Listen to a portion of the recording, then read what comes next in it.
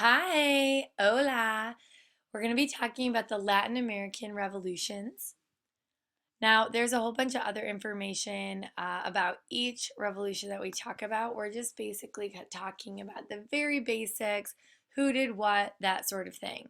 So, before we get started, we just got done with the American Revolution and the French Revolution. You have to understand that those two revolutions, because they were successful, were also inspiring to the people of Latin America, as well as the Enlightenment philosophers that we talked about before.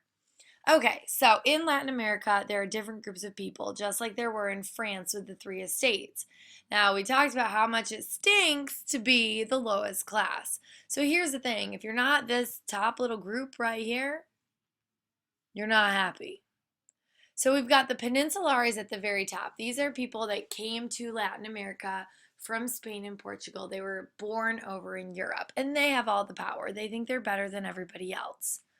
Peninsulares. Think of it like Spain and Portugal. They're on a peninsula. That's why they're called Peninsulares.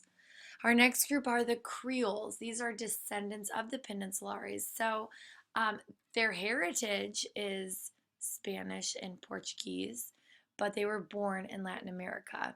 They're not happy with the Peninsulares because these guys come in like from Europe thinking they have all this power, and the Creoles are like, well, what are we? Chopped liver?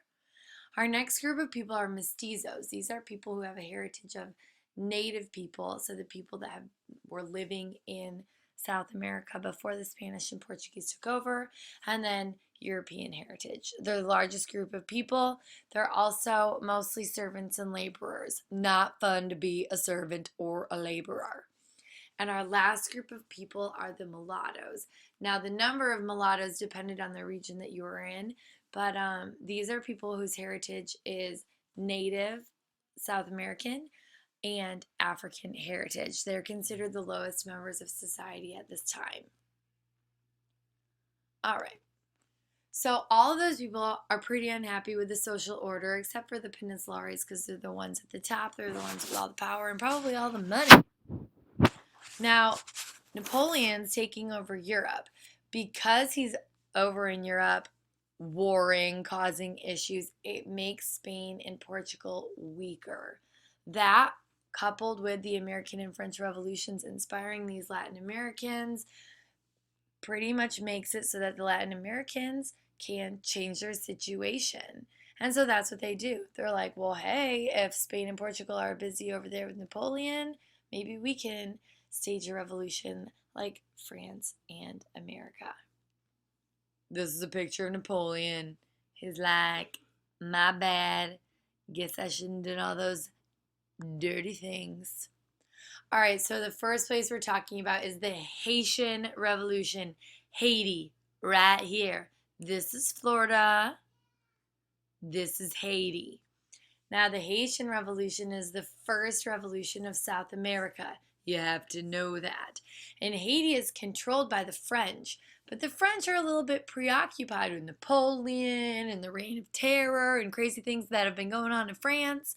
So the people of Haiti have the ability to basically revolt and take over and gain their independence. They are led by this guy over here. His name is Toussaint L'Ouverture. Sounds very French, but he is the leader of the slaves that are working on these sugar and coffee plantations. Most of the population in Haiti at the time are enslaved workers. So there's Toussaint L'Ouverture. He revolts against the French and they win. Booyah. Next up, we got Mexico.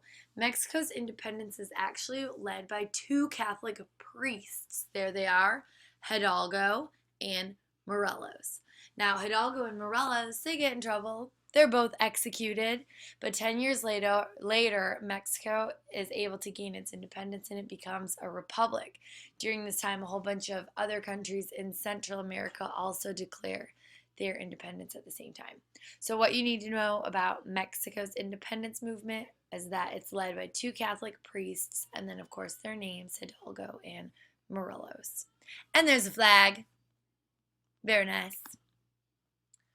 All right, other important people of the South American independence movements would be this guy right here. His name is Jose de San Martin. And over here, we've got Simon Bolivar. So, uh, San Martin freed Argentina. Bolivar went along leading revolts all over South America. He was called the George Washington of South America. So, because these two guys, South America, most countries in South America are free or independent.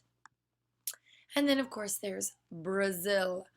Brazil was controlled by the Portuguese. That's why they speak Portuguese and not Spanish. And when Brazil was all like, I want to be independent, the Portuguese were like, okay, cool, peace out. And they left. So Brazil won its independence in a bloodless revolution.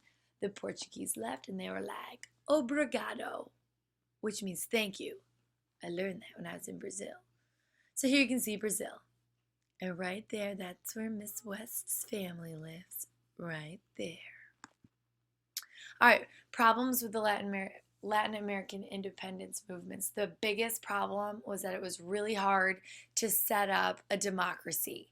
So what happens are these countries start being controlled by small groups of people. We call them oligarchies. It's not always the best situation. People wanted a democracy.